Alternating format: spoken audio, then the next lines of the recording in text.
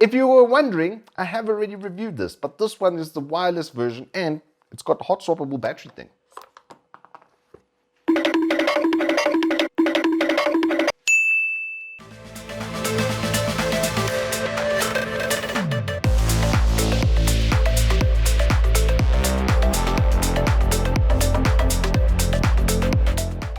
Good afternoon, morning, and welcome to Turbo Tortoise Tech. If you're new here, I'm Reese, the 4-piece variety, or WookiE XXXL. And in today's review, I'm doing the Nova Pro Wireless, the Arctis Nova Pro Wireless, because they added the Nova in there just to differentiate it, which I actually really do appreciate because it makes Googling and finding information on these headsets significantly easier. So thank you very much for doing that, Steelseries. I'm sure it helps you get information to your customers significantly easier as well. And like I said, I've already reviewed these mostly. So this is the wireless version. Basically, it's got 2.4 gigahertz and Bluetooth, and that's all that's really different. Cool, great review. Thanks, guys. Have a good day. Okay. Jokes aside, it does have a couple other tricks up its sleeve. But before we get into that, let's just go through the physical setup of the headset. So similarly to its brethren, most of the control stuff is going to be on the left-hand side of the cup, including the retractable microphone over there by the volume slider. The volume slider is a click type. You can actually feel it clicking in there, which I really much prefer tactile to just a free scroll, so you don't blow your ears off. If you want 2 clicks, it's going to be 2 clicks every time, and it's going to be one volume at a time. So it's really nice and incremental like that.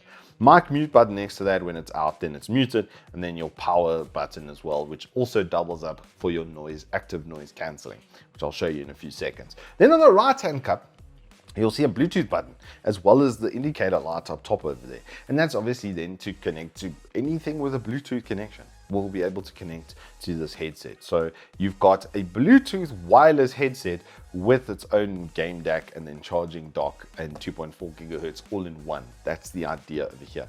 Headband, exactly the same as before as well. You've got the sort of, what even is this? It's like a polyester sort of material with a rubberizing on the inside. You can see where it splits from the plastic and then is rubberized. You could feasibly take it out, although I think it'll make your head a little bit uncomfortable. I did once again have to use it on the absolute largest size because of my Easter Island head, but pleased to report there was actually some travel left still on the side pieces, even then fitting on this absolutely enormous Easter Island head. Then going back to the ear cups though, on the what is this, the right hand side, from if you're holding it, or the right hand side that we got onto your ear, behind here is where you're going to find the battery.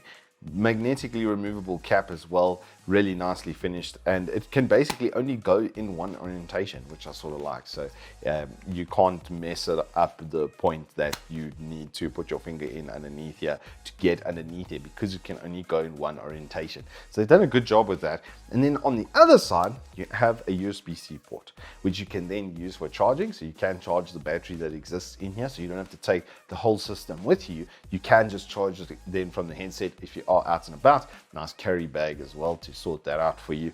So it's been cleverly kind of designed and set up there on. So it's both a mobile and an at-home product all in one.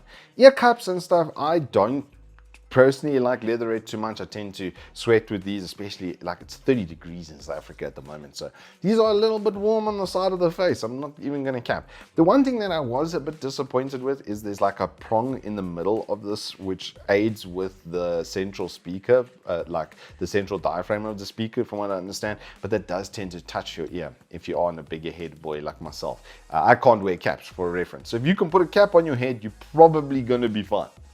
Just to give you, I literally cannot wear a cap. If you give me a branded cap like from MSL or Nova or something, you never see me with a cap because it literally gives me a headache. So yeah, that's how enormous my noggin is. So just for like in general reference, you're probably going to be okay, but there is a bit of a touching hazard on the inside over there. So that's the headphones themselves. It comes with a really nice thick boy pop filter. Comes with 2 USB type C's to type A, as well as then a quad pole jack, because it's got microphone and everything, and then audio and blah blah blah that needs to be split into a triple pole on the other side. So any triple pole device, mostly like laptops and phones and stuff, you'll be able to connect it there if you aren't able to connect it onto Bluetooth. So they've really thought of every single connection path you might have. And then obviously for other consoles that have triple inputs like that, older consoles and stuff, especially like Xbox, just as an example, where you could connect it to your controller, then you could still connect it up like that. So nice to have included that in the package. I really like this first edition manual stuff as well, like with this really nice like you know, glossy finish and everything like that. It's just nice touches. When you're buying a premium product, it's always nice that there are the premium finish touches. Then we get to the DAC. However, and this is where things start to diverge and become a little bit different from the normal wide version. Is this sucker is a 2.4 gigahertz receiver and a Bluetooth receiver, and then a battery holder and charger all in one. It's got two USB outputs on the back as well as a line in and a line out. So you can then send from your PC via USB into the line out, and then that can go to your speakers or something to that effect. And the idea with this is that you can then control what is going in and out, and not only to speakers or extra audio devices, etc., but actually internally with Sonar. You can divvy up where your audio is going. So you can have media, like your Spotify and a media input that then has its own equalizers and stuff on, which is really, really cool. The DAC itself obviously has a whole bunch of functions and stuff built into it as well, like for instance being able to switch between USBs, but you can control display timeouts to equalizers to just about anything, like all sorts of audio functions and sound settings, etc. There's almost too many to go through is the bullet points of that presentation. And similarly for, like I said, with the with that Sonar, is they've got it built in now for your games as well. So there's a huge variety of games and stuff that you can connect the device to, and then actually use the LED for information in those games, which is kind of cool. It's not something I see you desperately needing. Most of the time that information is on screen. You can customize what comes through, how long it's displayed, etc. on the LED panel on the screen. So it's nice touches, nice to have that the premium product can be used to do some pretty cool and kitschy stuff. Now we have to get on to the major difference, which is the 2.4 gigahertz and the battery. And these are exceptional once again. I've said it for a while now, but genuinely Steelseries is some of the best wireless receivers around, and this sucker can be set up in two different modes. So you can have in a low latency speed mode where it prioritizes the traffic to make sure that it's on like a 1.1.1 millisecond, you know, delivery time as it were, and then you can have it on range as well. And the speed mode, the range is still pretty good. It did go through a couple walls and stuff in my house before it started to crackle and split, but if you're sitting anywhere in line of sight of this thing, you're probably going to look at like 20 meters and you should be pretty good even on that mode. But then on the range mode, it just becomes a Steelseries wireless product, and I can walk like around my damn house with it still connected, which is absolutely sick.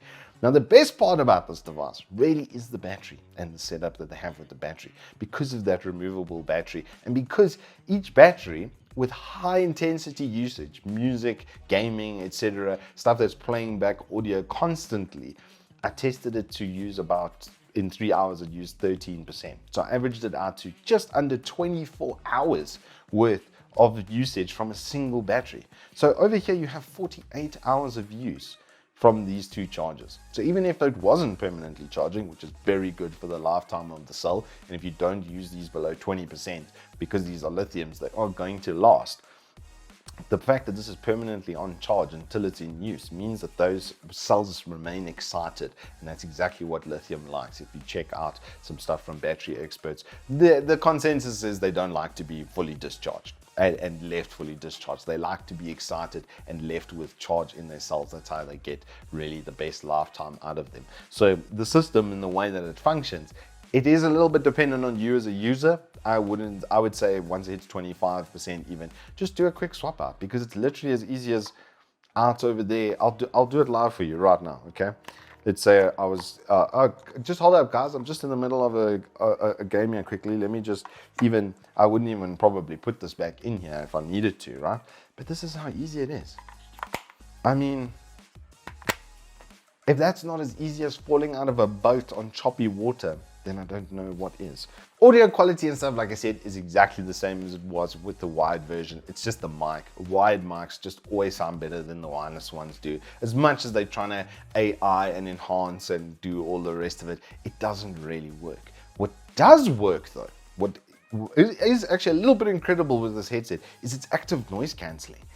It actually works, and the way that it works, it cancels noise, but not other people's voices. So you can put this on, you will be pretty sound isolated, you're not going to hear a lot of ambient noises and stuff, but at a switch of a button, it becomes spookily quiet. I mean, literally you one tap the power button, you hear it go boop, and then it will activate that noise cancelling. There's 2 microphones on top of each ear cup in order to facilitate that. So it doesn't matter where the audio is coming from, if it's in your environment, these mics are going to pick it up and then cancel it out, which is just spectacular. And as a user, like typing on your keyboard and all of that kind of stuff becomes significantly lower volume than it would have been normally. It completely cut out my fan. I have a normal standing fan because, like I said, it's 30 degrees right now in Africa. I have a normal standing fan going. It completely cut out that audio.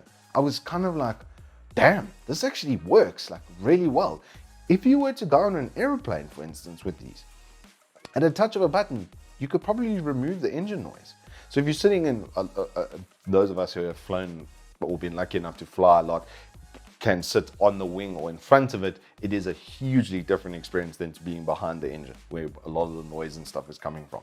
Flick of a button, that wouldn't exist. As a travel application with the bag, you can charge it by itself. It's got a spare USB cable to take with you. You could just leave the DAC set up at home with the battery and everything that's in it and come back and just carry on using it as normal. Multi-device compatible. If your device doesn't have Bluetooth or wireless, you can still use it. So this is a very, very, very dynamic product.